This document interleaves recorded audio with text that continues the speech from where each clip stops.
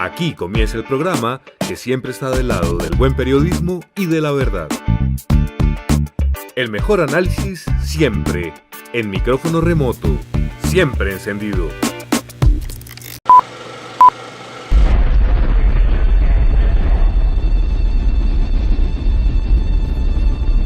Estamos preocupados por la forma en la que se discuten los problemas que más nos surgen hoy en día. Los pioneros en el periodismo participativo buscan el debate y la crítica. Este es Mutante. Abre la conversación ciudadana en Colombia. Al igual, busca una sociedad igualitaria, justa y digna. Y hace confrontación a las fake news. Algo muy importante de Mutante es que es el primer medio completamente digital e independiente.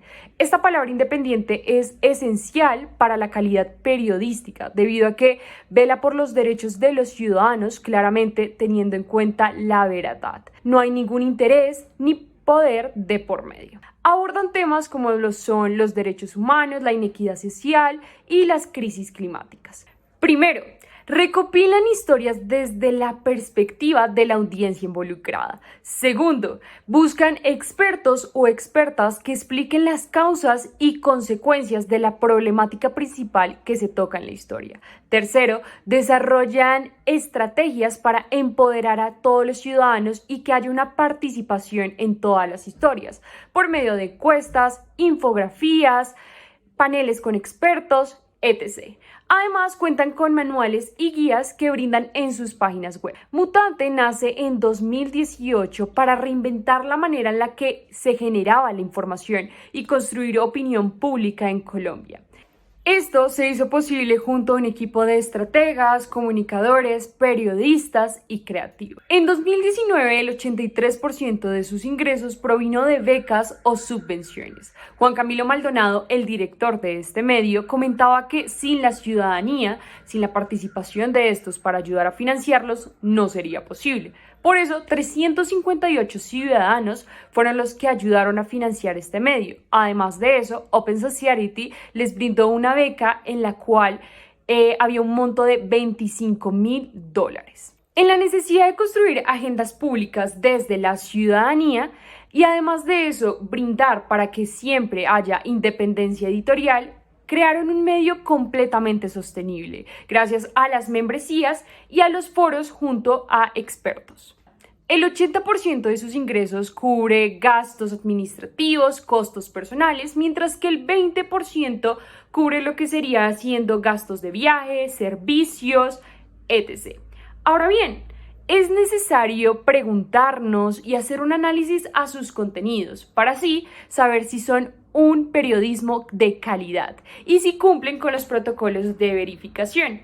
Para eso analizamos 5 especiales, de los cuales hay un promedio de 2 a 3 noticias en cada uno. Hay que recalcar que la mayoría de los contenidos de Mutante van desde la violencia de género, la movilización, la vacunación, los derechos humanos, la violencia sexual, que es lo que vamos a abordar en este análisis. Dentro de las secciones que maneja este medio se encuentra la de género. Es importante darle cabida al género y a la raza dentro del periodismo, debido a que estructuralmente presentan opresión sistemática por distintas comunidades, individuos e incluso instituciones. En esta sección encontramos un especial llamado Las autoridades desampararon a las mujeres en cuarentena, realizado junto a la Liga contra el Silencio. En este se narra cómo las mujeres han tenido dificultades para recibir protección y justicia en el marco de la pandemia. En el mes de abril del 2020, Mutante publicó este especial en el que se cuentan las historias de 3 mujeres, siendo la primera Vilma, que tras sufrir violencia sexual por sus parejas en el confinamiento que trajo el COVID-19, presentaron múltiples denuncias ante el Estado y no fueron escuchadas. Vilma acudió alrededor de 5 veces a la Fiscalía, a Medicina Legal, a la policía, a comisarías de familia y a varios hospitales en busca de protección por las amenazas de su expareja. Vilma, una enfermera chocuana de 37 años, madre de 2 niños, fue atacada el 2 de agosto del 2020 por su antigua pareja, quien es funcionario de Gobernación del Chocó y quien, a pesar de tener una orden de restricción en su contra desde el 2019, la tiró de una moto, la arrastró, intentó asfixiarla y la dejó malherida en una carretera en el Quibdó. Acá se puede evidenciar la rendición de cuentas por parte del medio, la cual se basa en vigilar a los poderosos de una sociedad en representación de los muchos que no lo son, para así evitar tiranías. Y esto también es aplicable para las instituciones del Estado. Por parte del medio, se hace una referencia a la poca participación del Estado y la negligencia de algunos funcionarios públicos. Lo anterior sucede tanto en el caso de Vilma como en el de las otras dos mujeres. Incluso algunos funcionarios de la Fiscalía le dijeron que sin testigos su caso no tenía futuro. Mientras Mutante presenta cifras e información al mismo tiempo, añade los links que redirigen al lector a la fuente oficial de la información. Esto quiere decir que cumplen con el requisito de la verificación. Por otro lado, según cifras del Observatorio Colombiano de las Mujeres de la Vicepresidencia, durante el encierro por el COVID-19, entre el 25 de marzo y el 3 de septiembre del año pasado, se reportaron 18.272 mujeres víctimas de violencia de género. Ser mujer víctima de agresión y acceder a las rutas de atención ya era difícil antes de la pandemia. Y acá también se puede evidenciar rendición de cuentas, porque el medio hace un análisis y un contexto informando y denunciando al Estado. Continuando con lo anterior, las cifras durante la pandemia reflejan la ineficacia de las autoridades y la deficiencia de las rutas de atención para administrar justicia y proteger a las víctimas. Y a mujeres como Vilma, quienes ahora viven en una vulnerabilidad mayor al estar presentes siempre en su hogar, es decir, junto a su victimario en muchas ocasiones. Retomando el caso de Vilma, después de la golpiza que le dio su expareja y la dejó malherida en una carretera, estuvo internada casi 2 semanas. Inició el proceso de denuncia ante las autoridades, sin embargo, ningún funcionario de medicina legal la atendió. Vilma pidió una medida de protección y alejamiento a la comisaría de la familia, donde describió la agresión. Una vez más, según cuenta, los funcionarios solo cumplieron con el protocolo. Vilma tuvo muchísimas trabas burocráticas en busca de protección. El 10 de agosto logró que Medicina Legal le hiciera una corrección a su solicitud de valoración de riesgo, debido a que, al principio, se habló de lesiones menores y no agravadas. En el fragmento anterior y en el siguiente, y en general en todo el especial, se logra evidenciar la rendición de cuentas, porque el medio se encarga de denunciar y resaltar dichas imposibilidades de presentar denuncias por parte de las víctimas hacia sus victimarios. Continuando con el caso de Vilma, un investigador y una funcionaria de la Fiscalía la contactaron por WhatsApp para notificarle que su denuncia no contaba con soportes, diciéndole que esa valoración de medicina legal no tenía validez y que sin videos ni testigos no sucedería nada en su caso. Entonces, Vilma presentó una queja ante la Procuraduría General, la Personería del Quibdó y la Defensoría Departamental en contra de la Fiscalía, donde señaló que la ruta de atención no funcionaba. Subrayó que su agresor es un servidor público y advirtió la responsabilidad del Estado. Algunos funcionarios le han aconsejado trasladarse a Bogotá, lejos de su agresor. La segunda historia es sobre Heidi Soriano, madre y ama de casa caqueteña de 30 años. También fue víctima de violencia tras una relación de 1 año con un hombre que la agredía. En el 2019, Heidi puso una denuncia en contra de su expareja, Marco Díaz Rubio, quien en marzo del 2020, cuando el presidente Duque decretó la cuarentena nacional, agredió a Heidi porque no quiso entregarle el teléfono. 3 meses después, el 15 de junio, Díaz llegó tomado a la casa de Heidi, en el barrio Valladolid de Bogotá, en la localidad de Kennedy. Esa noche, ella murió tras recibir 9 cuchilladas. Su hija de 4 años fue degollada. Cabe resaltar que Díaz tenía antecedentes de violencia intrafamiliar y ninguna institución explicó por qué la madre y su hija estaban sin protección. Aquí entra de nuevo el concepto de rendición de cuentas. Del mismo modo, tampoco explicaron por qué había fallado la ruta de acompañamiento a mujeres de víctimas de violencia de género.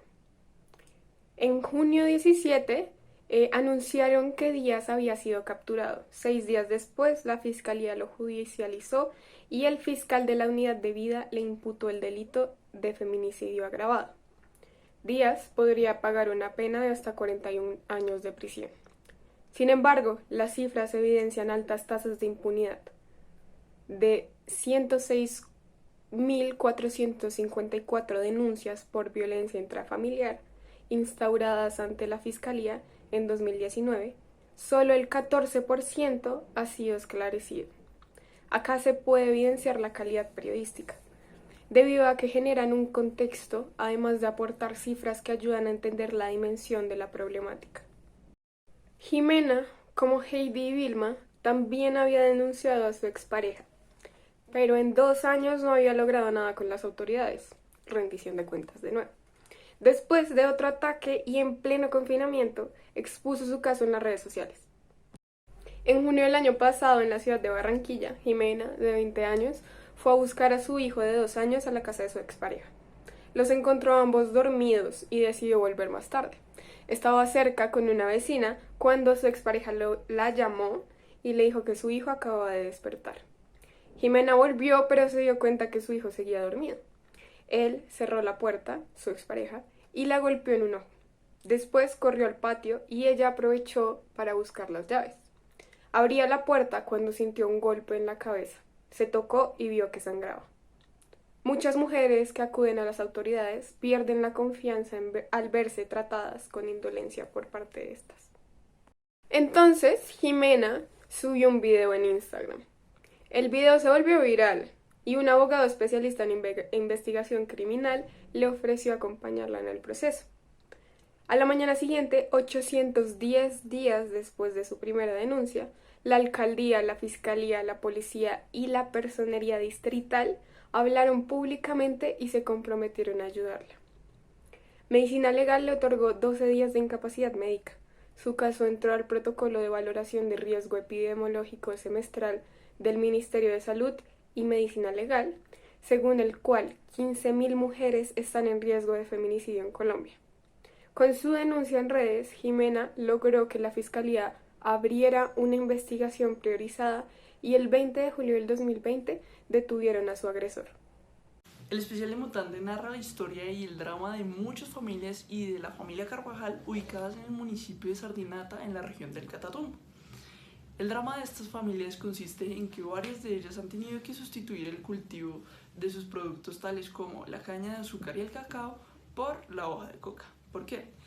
Básicamente por la inoperancia del Estado y su desaparición en este territorio, pues esto ha causado que haya un déficit en infraestructura vial, comercial, productiva y una desregulación de los precios del mercado de los productos de estos campesinos, por lo cual más de 1.500 familias, incluyendo a la familia Carvajal, han tenido que cambiarse al cultivo de la hoja de coca sin ninguna otra alternativa. Como pueden ver con esa introducción, estos 2 reportajes, este especial tiene mucho que ver con la rendición de cuentas, y es que los campesinos son uno de los grupos poblacionales más afectados en el país, esto gracias a la inoperancia y la negligencia del Estado. Lo que sí llegó a Santa Rosita, el lugar vereda donde habitaban la familia Carvajal y muchos de sus vecinos quienes cultivaban hoja de coca, fueron las fuerzas militares, quienes pretendían practicar la erradicación forzada mediante el arranque y la quema de cultivos de coca. Durante el último año, al menos 9 personas han sido asesinadas en estos operativos de erradicación forzada, lo que demuestra una vez más, junto al aumento de las hectáreas de coca cultivadas en el país, que la erradicación forzada no es la forma ni la manera de enfrentar este problema de drogas y de hoja de coca, sobre todo, pues se arremete contra el campesino y no contra el que lo comercializa. Mientras que transportar una carga de yuca cuesta al menos 55.000 pesos y por un bulto cualquier campesino recibe de 30.000 a 40.000 pesos en el mercado municipal, por un kilo de coca procesada recibe más o menos 2,5 millones de pesos. De ahí le queda 1 millón porque al resto se le van a mantener a sus empleados y el cultivo, lo cual igual sigue siendo mucho más rentable para el campesino cultivar coca que cualquier otra cosa. En este especial también podemos encontrar las diferentes voces en torno a este conflicto, como por ejemplo la voz de Hernando Londoño y Juan David Pacheco. El primero es el director del esquema de sustitución de cultivos ilícitos y el segundo es el coordinador del PENIS en el norte de Santander. Ambos coinciden en que los campesinos, o la mayoría de los campesinos, se quedaron por fuera de este plan ya que no quisieron acceder a ellos, es decir, no se inscribieron. Era algo voluntario y entonces como no se inscribió, se supone que no quiso.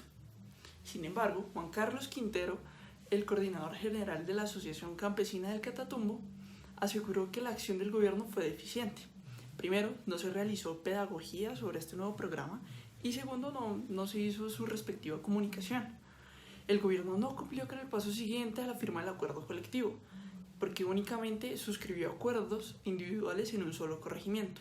Es decir, no es que los campesinos no hayan querido involucrarse en este nuevo plan, sino que es que el plan y ni siquiera el gobierno tuvo la decencia de llegar y de comunicarle a los campesinos que tenían esa posibilidad. Hoy en día, 89.000 familias que se acogieron a los acuerdos colectivos firmados con el gobierno de Santos se quedaron por fuera del Plan Nacional de Sustitución de Cultivos. A estas se suman decenas de miles de cultivadores que nunca se acogieron al programa, ya sea porque algunos tenían desconfianza, defraudados por las constantes promesas incumplidas por el gobierno, otros porque comenzaron a sembrar luego de haberse firmado el acuerdo y otros porque simplemente la información nunca les llegó. Y así es como continúa la guerra contra los campesinos y la criminalización a la que están sujetos, y más aún cuando habitan el mismo territorio o son confluentes con el mismo territorio en el que habitan diferentes tipos y actores armados, que hacen que la situación de ellos sea aún más dramática. Actualmente las erradicaciones continúan a pesar de que los campesinos aseguran que tienen la voluntad de sustituir, como Alejandro, que a pesar de todas las circunstancias en las que estaba sujeto, estaba decidido a sustituir su cultivo de coca por un trapiche panelero, el cual ya había empezado a construir y ya había cultivado la caña de azúcar, pero se quedó esperando pues los recursos para poder establecer su trapiche. El Catatumbo hoy en día continúa siendo el departamento con más cultivos de coca. Tribú y Sardinata se encuentran entre los primeros 5 municipios con más hectáreas cocaleras en el país. Hablemos del periodismo que debe tener en cuenta el cubrimiento de ciertos temas, como lo es el de la clase. Este muchas veces es evitado por temas estructurales o por motivos socioeconómicos más que todo de estrato. Un ejemplo de esto son los migrantes. En este especial habla con respecto al cubrimiento que han tenido el gobierno nacional y el sistema de salud hacia este grupo de personas. Además que se ha mostrado una exclusión total durante toda la cuarentena que decretó el gobierno nacional. Al principio del informe exponen la problemática principal y es que están expulsando a migrantes de hoteles o de residencias. Por esa razón sacan una cifra la cual es 200 migrantes el 31 de marzo del refugio de Maloca en Bogotá y otros hoteles fueron expulsados. ¿Qué falta aquí? ¿Cuáles son los otros hoteles? Se supone que nosotros deberíamos saber esa información, hay falta verificación. Luego de ello, expone que han desalojado a varias familias venezolanas por el hecho de que no pueden suplir la suma diaria que les garantiza la residencia en estos hoteles. Pero más abajo, expone que hay municipios fronterizos como son Pamplona y Cúcuta que ordenaron que se debían cerrar todos los comedores por toda la cuarentena y por todo el COVID. Debían cerrarse por el contagio para prevenir este hecho, pero no muestran quién ordenó que se cerraran los albergues. En ningún momento sabemos esta información. Es así como también falta verificación. Ahora bien, en este caso encontramos ciertas faltas bastante graves como lo son mostrar las fuentes y mostrar quién dijo qué cosa. Esto es conocido como edición escéptica. Es como si ellos suponieran que sabemos quién ordenó por simple raciocinio, pero eso no es cierto. Y es que dice que unos expertos coincidieron en que la principal preocupación de los migrantes eran los migrantes irregulares, los cuales no tienen papeles ni les prestan el Sisbén, no tienen cómo afiliarse a una EPS ni nada por el estilo, pero en ningún momento nos dicen cuáles son los expertos. ¿Se supone que deberíamos inferirlo? ¿O por qué no nos colocan esos nombres que deberían ser principales para la investigación y para que haya mucha más credibilidad en el informe? Por otro lado, sí hay buen trabajo de calidad periodística en este informe y se muestra en la siguiente sección, la cual habla de la pobreza que viven estos migrantes. Para ello recoge diferentes fuentes, una de ellas la alcaldía de Pamplona, la cual expresó que no permitía el ingreso a ningún habitante irregular. Esto fue el 17 de marzo.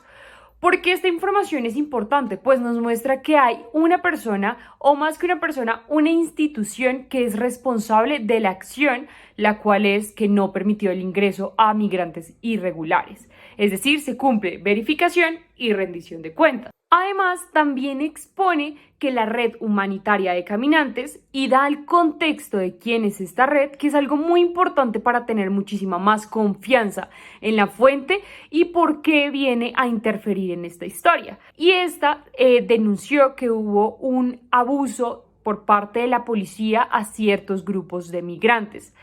Entonces, luego de ello, expone que la policía fue abusiva y condujo a las personas a retirarlas de sus residencias y además de eso detuvieron a todos los buses que ingresaban y sacaban a las personas que fueran migrantes irregulares. Más abajo podemos evidenciar que hay ciertos rasgos donde se exponen de dónde sacaron la información y además son transparentes con lo que muestran, pues aparece que la migración colombiana a través de Twitter, es decir, explican el medio por el cual encontraron esta información.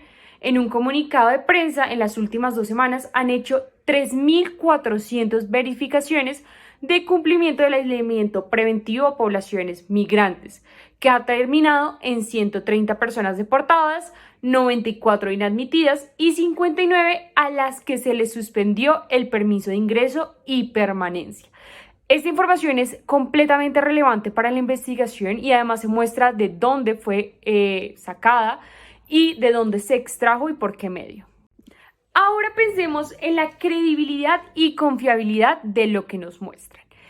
Al principio también del texto muestran que el 31 de diciembre de 2019, según información también de Migración Colombia, 1.771.023 personas, ciudadanos venezolanos, vivían en Colombia y de los cuales 1.017.152 correspondía a migrantes irregulares, es decir, más del 58% de la población. Algo que me parece a destacar de este informe es que muestran de dónde sacan las fuentes y cómo fueron sacadas, en el sentido de que hablan de un acuerdo, el Gran Acuerdo de Venezuela, que es una plataforma que reúne a 190 organizaciones de la sociedad civil de migrantes en Colombia.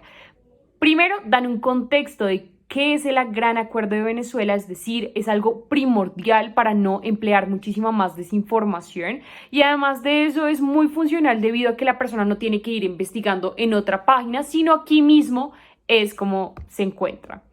Ahora bien, veamos a quién le están exigiendo. Le están exigiendo al gobierno nacional y al sistema de salud. Al gobierno nacional para que cumpla las leyes y decretos que ha sacado con respecto a que todos los ciudadanos de cualquier lugar, de cualquier raza, merecemos los mismos derechos.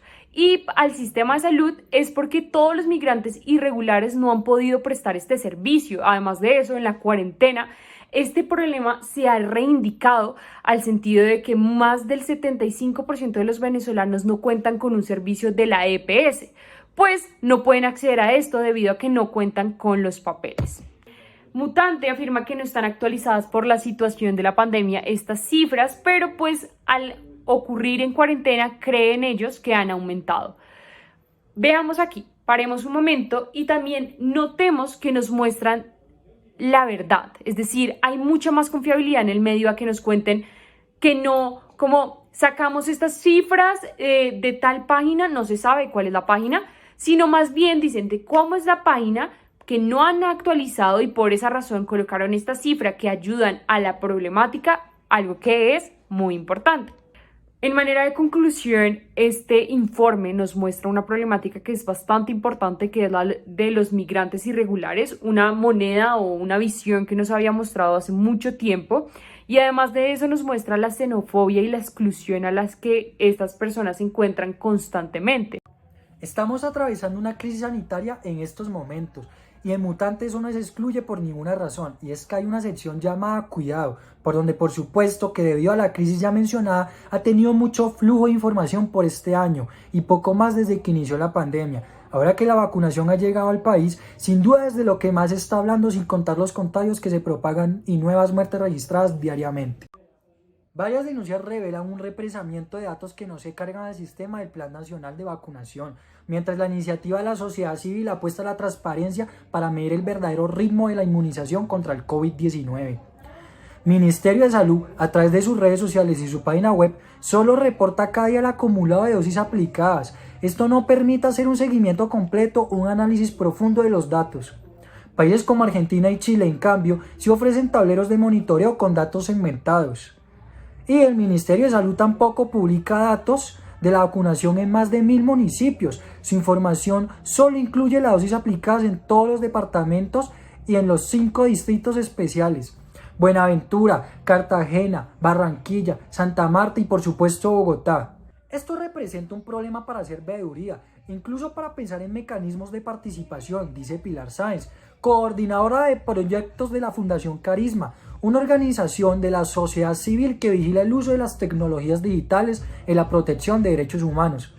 Según Sáenz, si alguno quiere hacer seguimiento a la vacunación en su municipio, la información que publica el Ministerio de Salud no se lo permite. La persona tendrá que acudir a la Secretaría de Salud de su mismo municipio. Hemos recibido bases súper desordenadas. Creo que tratan de tomar información y enviarla como caiga, dice Mariana, coordinadora del PNV, en una institución prestadora de salud, es decir, una IPS domiciliaria en Bogotá.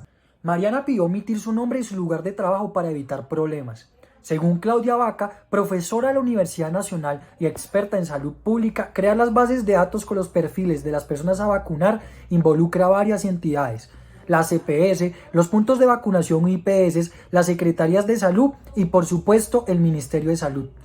Esa información está terriblemente fragmentada y refleja cómo funciona el sistema de salud. Hay unas inequidades muy fuertes en el manejo de la información y en capacidades logísticas, dice Vaca. Se está generando mucha desconfianza hacia el Plan Nacional de Vacunación propuesto por el presidente Iván Duque, y no solo por los ciudadanos que no hacen parte de los sectores de la salud, sino que de cualquier sector laboral. Y por esta misma desconfianza es que han llegado las denuncias por falta de información.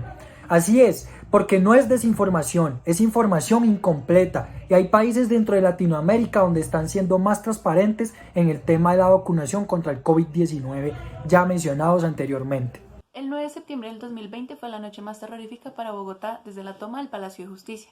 13 civiles fueron asesinados y más de medio centenar de personas fueron heridas con arma de fuego a manos de la Policía Nacional de Colombia. Esta cadena de abusos no es nada nuevo. Simplemente en esta ocasión, el ojo público fue capaz de ser testigo de la violencia que había detrás de la institución de la Policía Nacional.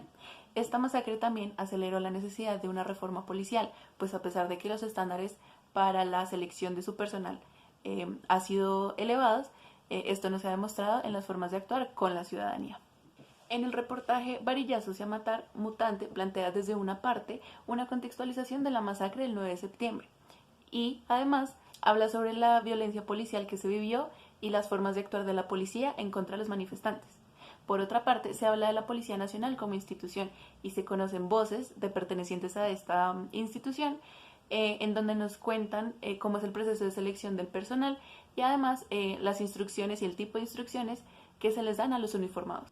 Es importante pensar en el enfoque militar que tiene la formación policial, pues elementos como la lealtad a la institución, la gallardía y el honor y sacrificio son fundamentales para la explicación del comportamiento de muchos uniformados. En la investigación periodística de este suceso se habla de la doctrina de seguridad nacional, pues el comportamiento de los miembros demuestra y evidencia muchas de las órdenes que se le dan de parte de la institución, además de la pedagogía, generando una entrega peculiar de parte de los uniformados.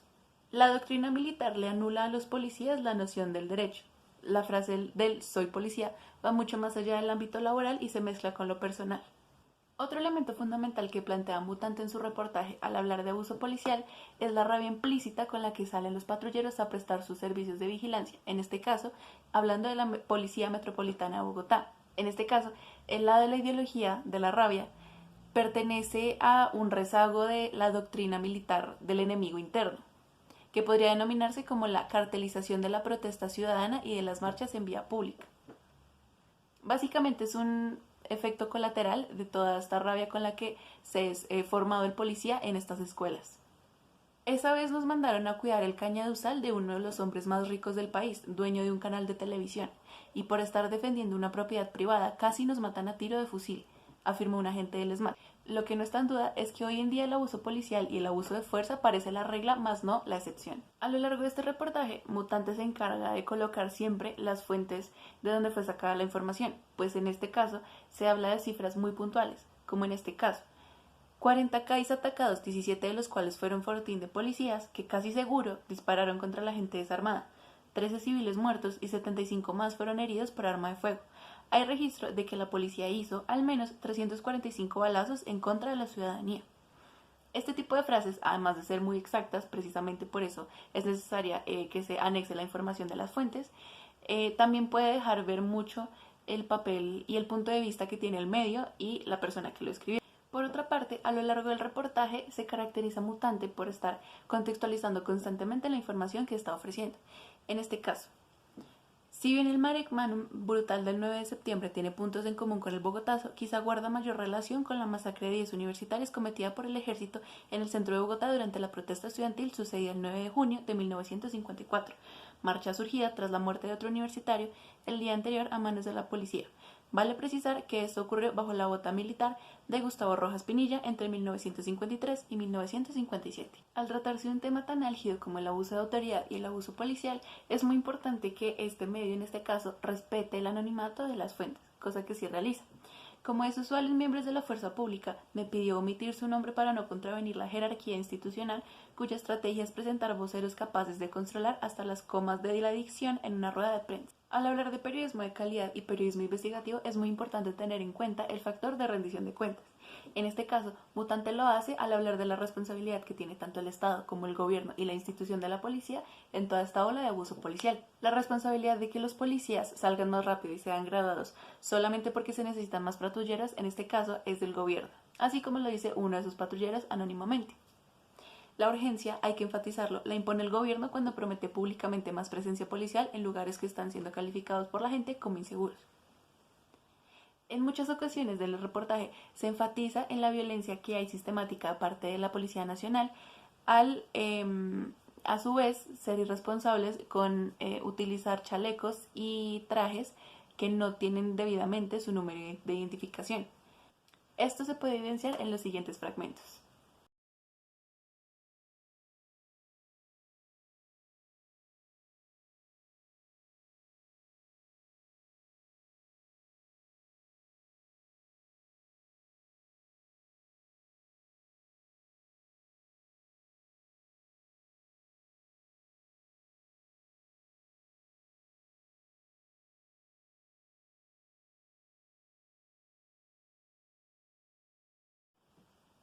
Al igual que en la verificación, es muy importante para un medio hablar de confiabilidad. En este caso, Mutante se caracteriza por mostrar constantemente de dónde sacan la información y hacer una contextualización de todas sus fuentes. Un excontratista civil de la policía en Bogotá me dio su juicio sobre este punto de la instrucción.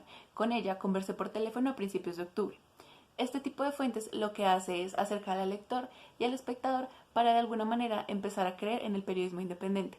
Y así pensar que no solamente es una investigación de jóvenes, sino tienen unas fuentes bastante estructuradas y más allá, al igual que los medios tradicionales. Ahora hablemos de lo que vinimos aquí a hacer, más bien lo que todos esperaban, y es la relación entre teorías, prácticas periodísticas y Mutante. La relación es bastante amplia, pero para empezar me gustaría recalcarles que Mutante es un medio que no se pueden perder. Después de ver este video, vayan y chequenlo y miren sus páginas, y además de eso, vean la calidad periodística abundante que tiene, pues ellos ofrecen diferentes cifras, diferentes fuentes, y además de eso ofrece dos caras de la moneda. Ofrecen diferentes matices, voces, fuentes e indagan lo establecido. Como es en los casos de La Coca, pues muestran la parte de la familia Carvajal y además de eso nos muestran la otra perspectiva que son los campesinos. Lo mismo ocurre en la violencia de género y además de eso en la vacunación, pues nos presentan diferentes fuentes del sistema de salud y cómo va este proceso. Respetan el derecho al anonimato, lo cual da mucha más confiabilidad. Hablemos de la subjetividad. Este concepto es muy importante debido a que Mutante es completamente independiente y aborda diferentes temas como lo son el género, las movilizaciones, la vacunación, la coca, la legalización de esta y además temas que no se abordarían en otros medios tradicionales. Y eso todos lo sabemos. Además de eso, profundizan y no es un texto de una página, no es una investigación en la cual nos muestran ciertos temas o es una noticia, es toda una investigación, pues cuenta con historias y además de eso cuenta con más de 3 a 4 páginas. Además, usan recursos no solo escritos, sino también usan recursos como lo son infografías, como fue en las movilizaciones, para explicar lo sucedido, o además de eso nos muestran productos audiovisuales en sus páginas, como lo son en la de Instagram, pues videos como lo son reportajes en los cuales se muestran las movilizaciones, o también en el de La Coca muestra las entrevistas en tiempo real, es decir, hace un video con las personas hablando. Es un contenido completamente interactivo y juvenil, es de jóvenes para jóvenes. Hablemos de la verificación, un tema que es bastante importante y que en ciertas ocasiones a Mutante se le escapó, pues no colocaba de dónde salían las fuentes, o más que eso, pensaba que ya lo sabíamos, como quién ordenó, como cuáles hoteles, cosas de ese estilo que se le escaparon. Pero no obstante, en todas las ocasiones, la mayoría de estas, colocan los links de donde sacaron las fuentes, como había dicho anteriormente. Pero además de eso, los contenidos que estas personas usan siempre tienen una verificación de antemano, pues al usar términos con expertos, o al buscar que otras personas hablen con respecto a la historia, hace que sea mucho más confiable este medio. Además, identifican de dónde sacaron los datos y dan un contexto de la agrupación o de la institución que hacen referencia para que así se entienda la repercusión que esta tiene en el problema.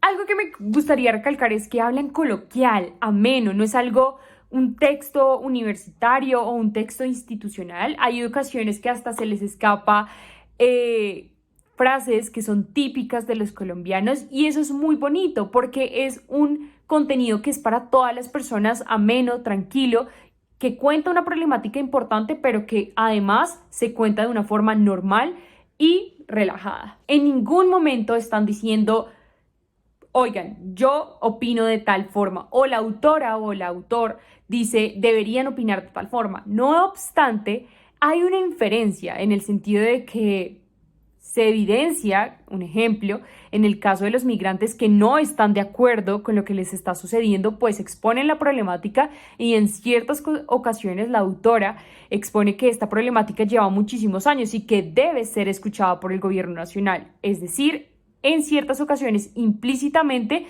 si muestran un juicio. Verdad y posverdad.